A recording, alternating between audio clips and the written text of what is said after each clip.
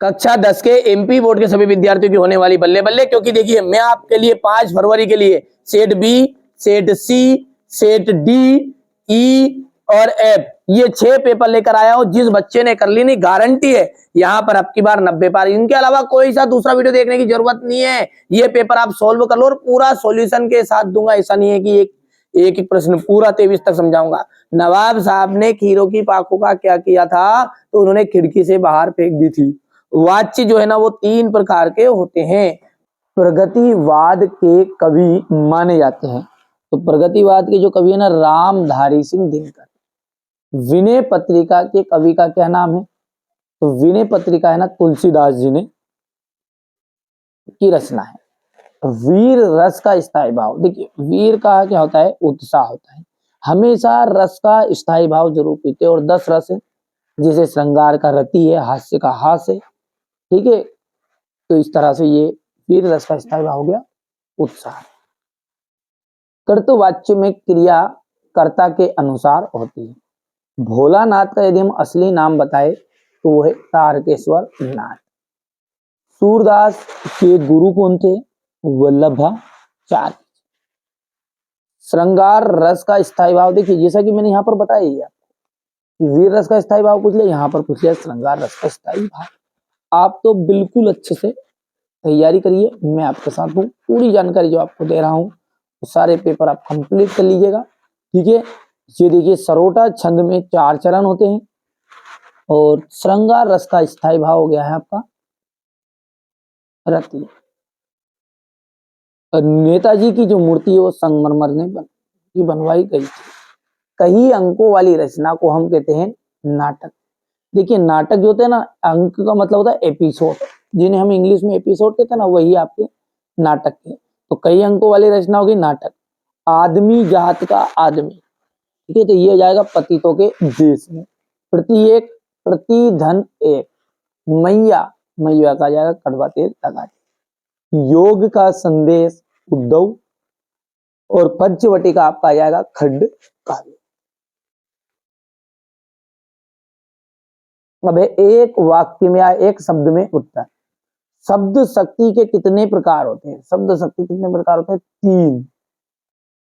शब्द शक्ति किसे कहते हैं, तो शब्द और अर्थ के संबंध को ही शब्द शक्ति कहा जाता है। भोलानाथ छिसकना क्यों भूल गए, साथी बच्चों को खेलता देखकर। कड़वी ककड़ी सा क्या लगता है, योग का समय। वात्सल्य रसों का के अलावा रसों की संख्या कितनी मानी गई है, 9। हिंदी की सर्वाधिक लोकप्रिय विधा कौन सी है, कहानी। संधि 3 प्रकार की होती है, बिल्कुल सत्य बात है। मैया ने हल्दी पीसकर भोलानाथ के घावों पर थोपी, बिल्कुल। किसी बुद्धिस्ट के मरने पर रंगीन पताकाएं फहराई जाती है, असत्य है। गोपियों ने उद्धव के संदेश को स्वीकार कर लिया, असत्य है। कामयानी आधुनिक काल का श्रेष्ठ महाकाव्य है, असत्य है। पान वाला कैप्टन चश्मे वाले का भाई था, ये बात आपकी असत्य। अब यहां से देखिए क्वेश्चन नंबर जो 6 है ना, ये पहला है आपका। नेताजी सुभाष चंद्र बोस की मूर्ति को देखकर लेखक के मन में कौन सी कमी खटकी। जब नेताजी सुभाष चंद्र बोस की मूर्ति को लेखक ने देखा तो मन में यह कमी खटकी कि उनकी आंखों में संगमरमर का चश्मा नहीं था।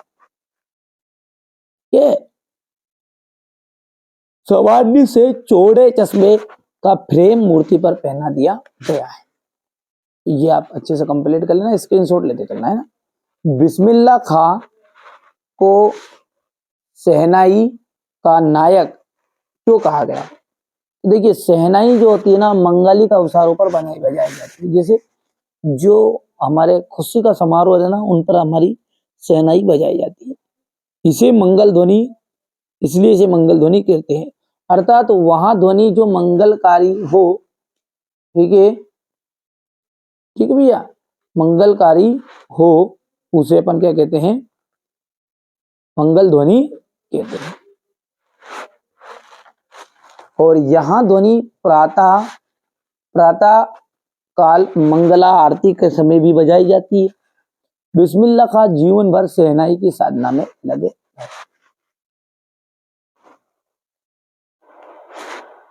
अब अगला है आपका, किन आवश्यकताओं की पूर्ति के लिए सुई और धागे का आविष्कार हुआ होगा?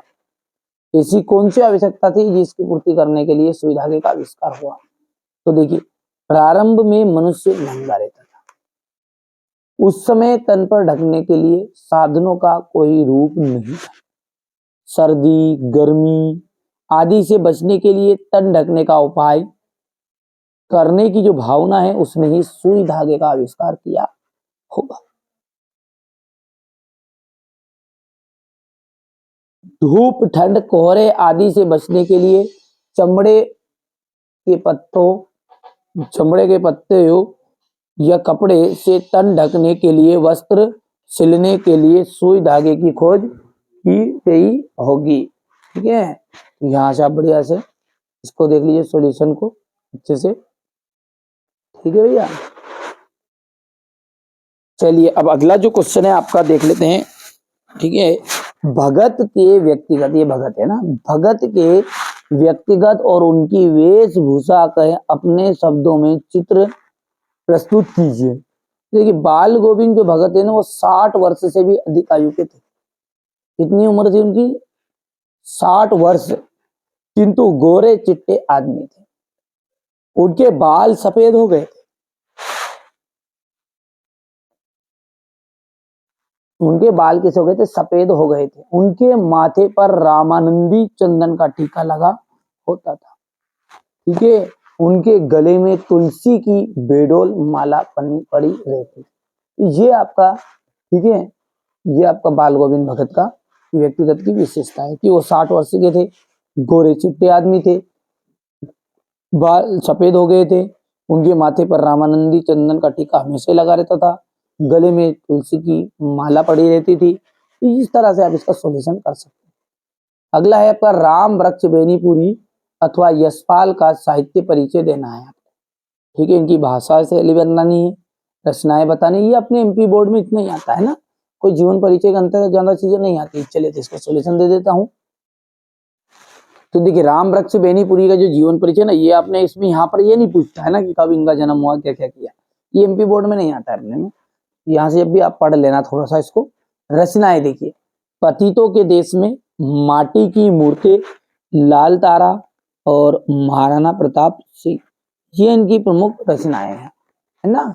आगे बढ़ते हैं तो भाषा शैली में अपन बात करें तो भाषा आ जाएगी।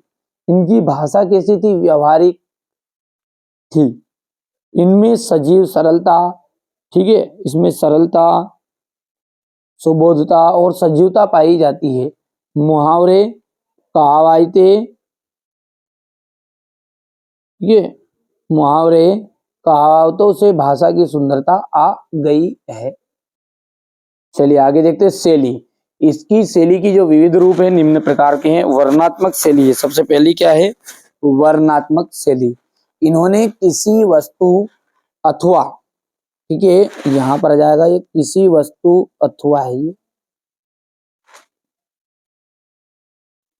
घटना का वर्णन करते हुए, ठीक है, करते समय इस शैली का उपयोग किया गया है। ठीक है, भावात्मक शैली, इस शैली, यहां शैली इनकी प्रधान शैली है।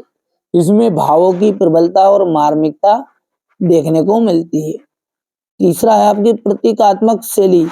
बेनीपुरी ने अपनी बात को सीधे सीधे ना कहकर प्रतीकों के माध्यम से कहा है। अब अगला है आलोचनात्मक शैली। तो बेनीपुरी की समीक्षा के समय आलोचनात्मक शैली का प्रयोग किया है। ठीक है भैया, अगला है आपका साहित्य में स्थान। इनका साहित्य में एक विशिष्ट स्थान है। ठीक है, तो इनका साहित्य में किस तरह का स्थान है कि महत्वपूर्ण स्थान है।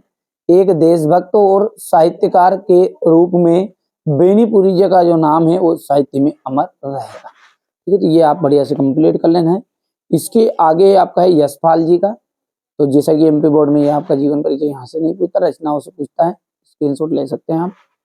ये रचनाएं देखिए, ज्ञानदान, तर्क का तूफान, पिंजरे की उड़ान, झूठा सच, अमिता और देशद्रोही, ये इनकी प्रमुख रचनाएं है ना। चलिए आगे बढ़ते हैं और अगला देखते हैं अपन, भाषा शैली। तो भाषा, यशपाल ने व्यवहारिक भाषा में साहित्य की रचना की। कौन सी भाषा में की उन्होंने? व्यवहारिक। इन्होंने तद्भव तत्सम शब्द का देशज विशेषे विदेशी शब्दों का इन्होंने प्रयोग किया है और मुहावरे और एवं लोकोक्तियों से आपकी भाषा में चमत्कार आ गया है। शैली, शैली में क्या है? इनकी शैली के निम्नलिखित रूप देखने को मिलते हैं। वर्णनात्मक शैली, यशपाल ने घटना, स्थिति, वातावरण आदि पर वर्णनात्मक शैली का प्रयोग किया है। भावात्मक शैली, भावपूर्ण संदर्भों में भावात्मक शैली का प्रयोग हुआ है। विवेचनात्मक शैली, किसी विषय के विवेचन के लिए इस शैली का प्रयोग इन्होंने किया है।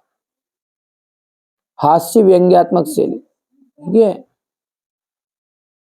इस शैली में यशपाल ने बड़े सटीक व्यंग तथा हास्य का व्यंग विधान किया है। चलिए अगला देखते हैं। तो साहित्य में स्थान है, इनका साहित्य में एक विशिष्ट स्थान है। इनके लेखन के लिए ये निरंतर स्मरणीय किए जाएंगे। अब देखिए क्वेश्चन नंबर जो 9 है ना, इसमें आपका मुहावरा दे गया, अंधों में काना राजा, तो मूर्खों में मध्य अल्पज्ञ। 5वीं पास राजेश के गांव में सभी अनपढ़ है, इसलिए अपने गांव में वहां अंधों का काना राजा के समान। यहाँ से आप देख सकते हैं, ये बढ़िया से आप कंप्लीट भी कर सकते हैं, कोई ज्यादा प्रॉब्लम नहीं है इसमें, सिंपल से है। ठीक है, ये क्वेश्चन नंबर 10 हो गया है। इसका अथवा है, लेखक के अनुसार प्रत्यक्ष अनुभव की अपेक्षा अनुभूति उनके लेखन में कहीं अधिक मदद करती है, क्यों? तो प्रत्यक्ष अनुभव की घटित होते रहते देखा जा सकता है। ठीक है, तो यहाँ से आप इसको सॉल्यूशन के साथ देख सकते हैं। नई कविता की 2 प्रमुख विशेषताएं, प्रयोगों की नवीनता, लघु मानववाद, प्रतिष्ठा। नई कविता के 2 प्रमुख कवि हैं, नरेश मेहता, कुंवर नारायण सिंह। हो गया इतना। इसके बाद में हम बात करें तो क्वेश्चन नंबर आपका जो 12 है उसको देखते हैं। देखिए यहाँ से देख सकते हैं आप तुलसीदास जी का जो जीवन परिचय, इसमें ये मैंने पहले बता दिया आपको कि एमपी बोर्ड में ये चीजें नहीं पूछी जाती है, यहाँ से पूछी जाएगी रचनाओं से, है ना। तो रामचरितमानस, कवितावली, गीतावली, दोहावली, बरवे रामायण, जानकी मंगल, विनय पत्रिका, हनुमान बाहु, ये सब क्या है? तुलसीदास जी की रचना।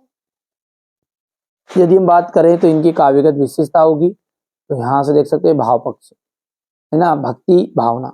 तुलसीदास जी सगुण ईश्वर को मानते थे, उनकी भक्ति में असीम दैन्य अनन्य आत्मा का समर्पण है। ये हो गया उनका भाव पक्ष में पहले भक्ति भावना। दूसरा जाएगा समन्वयवादी विचार, इनका दृष्टिकोण समन्वयवादी रहा है। राम भक्त होते हुए भी ये सभी देवी देवताओं को वंदना की। अच्छा, बात यहाँ पर आती है कि 2 नंबर का आएगा सर, तो क्या इतना बड़ा लिखेंगे क्या? नहीं, फिर अपन क्या कर सकते हैं, हेडिंग भी लिख सकते हो बस। लोक मंगल का भाव, रसों की प्रधानता, तो तुलसीदास जी रस सिद्ध कवि एक तरह के, इन्होंने कविताओं में श्रृंगार रस, शांत रस, वीर रस का अद्भुत चित्रण किया है। ठीक है, इसके बाद में यदि हम आगे की बात करें तो रसों की प्रधानता हो गई, अद्भुत रसों का इन्होंने प्रयोग किया है। कला पक्ष, कला पक्ष के अंतर्गत आ जाएगा इसका भाषा, तो तुलसीदास जी ने ब्रज और अवधी भाषा को अपनाया है। जहां तहां अरबी फारसी को भी के भोजपुरी बुंदेलखंडी भाषाओं के शब्द भी इनमें मिल जाते हैं। चलिए, तब इसके आगे आप कंप्लीट कर लीजिएगा। यहाँ से देखिए छंद में तुलसीदास जी ने चौपाई, दोहा और सवैया कविता आदि छंदों का प्रयोग किया है ना। इस तरीके से अपन आगे बढ़ते हैं तो ये आपकी शैली हो जाएगी और ये साहित्य में स्थान। चलिए, इसके बाद में जो अगला है ना, वो आपका है सूर्यकांत त्रिपाठी निराला का, है ना।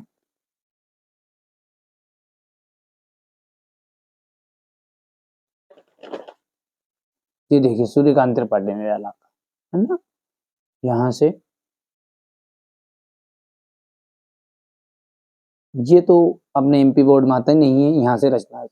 अनामिका है, परिमल है, गीतिका है, कुकुरमुत्ता है, तुलसीदास है, अनिमा है, बेला, आराधना, अपरा, गीत कुंज, नए पत्ते। जो जमे 3-4 याद रख लेना, बस ज्यादा कुछ करने की जरूरत नहीं है। इसके बाद में ये काव्यगत विशेषता हो। अच्छा, ये तो तरीका ये है, और शॉर्टकट तरीका ये भी आप लिख सकते हैं कि इनके काव्य में, यहीं से आगे लिख देना है, इनके काव्य में प्रेम और सौंदर्य का भाव देखने को मिलता है। ठीक है, इन्होंने प्रकृति के सजीव चित्र अंकित किए हैं, या तो फिर इस तरीके से आप लिख देना है, बढ़िया से कंप्लीट कर लेना। ये क्वेश्चन नंबर यहाँ पर राष्ट्रीयता जाएगा। कला पक्षों की बात करें तो भाषा जो है भावों के अनुरूप इनकी बदलती जाती है। देश प्रेम तथा भक्ति परक की कविताओं में इनकी भाषा सरल है। शैली की बात करें तो निराला जी की 2 शैलियां स्पष्ट है। उत्कृष्ट छायावादी, ठीक है, गीतों में प्रयुक्त लंबी तत्सम एवं दुरूह शैली तथा सरल प्रवाह रूप में प्रचलित उर्दू के लिए शब्द व्यंग की चुटकुली शैली, जो भी आपके में है ना। छंद, निराला जी के ने छंद के क्षेत्र में नए नए प्रयोग किए हैं। आपने तुकांत एवं अतुकांत दोनों प्रकार के छंदों में छंद लिखे हैं। मुक्तक छंद को आपने ही जन्म दिया है। ठीक है, मुक्तक छंद को आपने ही जन्म दिया है। साहित्य में स्थान की बात करें तो इनका साहित्य में एक विशिष्ट स्थान है। आधुनिक कवियों में मुद्र महाप्राण निराला जी का उत्कृष्ट स्थान है। वे मुक्तक के जनक थे। निराला जी ने हिंदी कविता को एक नई दिशा प्रदान की। चलिए, यदि हम आगे की बात करें ना, तो आपका जो अगला क्वेश्चन है ना, वो रहेगा आपका क्वेश्चन नंबर 13, क्वेश्चन नंबर 13 है। गोपियों द्वारा उद्धव को भाग्यवान कहने में कौन से व्यंग निहित हैं? उद्धव श्री कृष्ण के पास रहते हुए भी उनके प्रेम से वो नहीं पा सके, इस कारण गोपियां जो कहते हैं उन्हें भाग्यहीन मानती है। ठीक है, यही व्यंग भाग्यवान कहने में व्यक्त है। विपरीत लक्षण से भाग्यवान का अर्थ होता है भाग्यहीन। संगीतकार किन किन रूपों में गायक गायिका की मदद करता है? अकेलापन के साहस को बचाते हैं। यहाँ से आप स्क्रीनशॉट ले लेना ना। ये क्वेश्चन नंबर 13 हो गया है।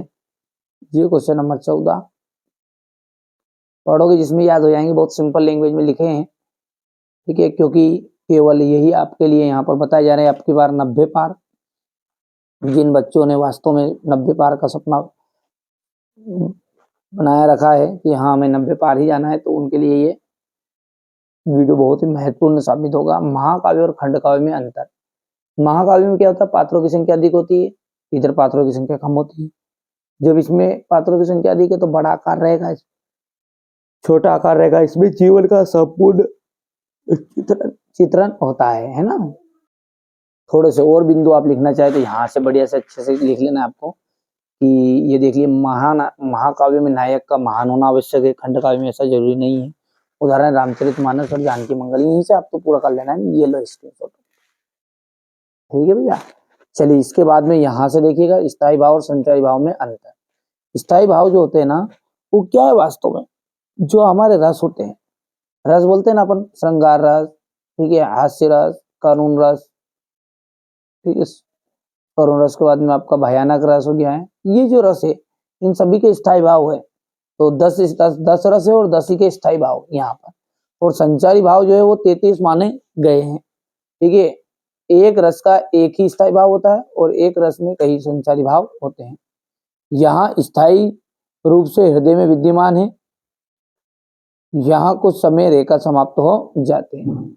संचारी भाव के कोई अंग नहीं है और इनके स्थायी भाव होते हैं। स्थायी भाव संचारी भावों को जगाते हैं लेकिन ये नहीं जगाते। ये आप बढ़िया से सिंपल है, ज्यादा कोई डिटेल पढ़ाने की जरूरत इनको नहीं है, ये आप कवर कर सकते हैं। क्वेश्चन नंबर यदि हम बात करें आगे की, तो ये आपका क्वेश्चन नंबर 16 जो है, ठीक है, ये क्वेश्चन नंबर जो 16 है वो है आपका दोहा छंद की परिभाषा। और दोहा में क्या होता है, 4 चरण होते हैं, जिसमें से पहले और तीसरे चरण में 13-13 मात्राएं रहेगी और दूसरे और चौथे चरण में 11-11 मात्राएं रहेगी।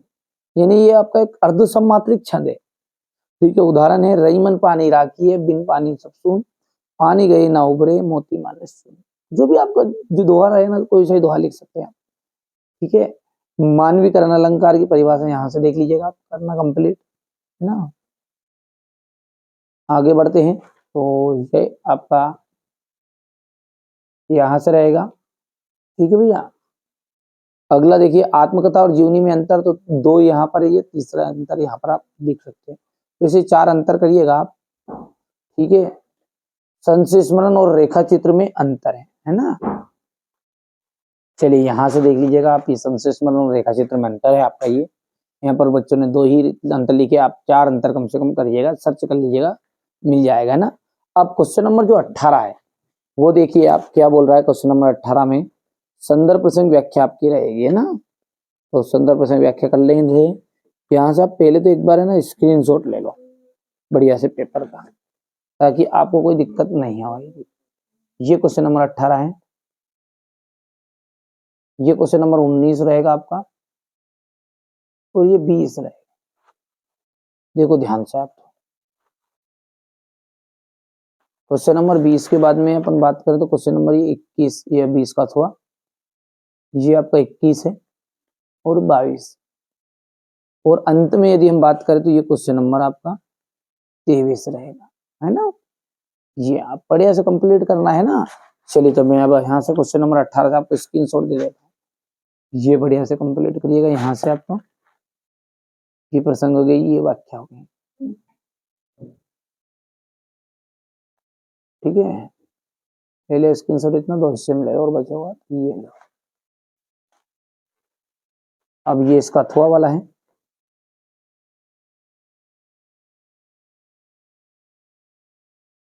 ये इसकी व्याख्या है।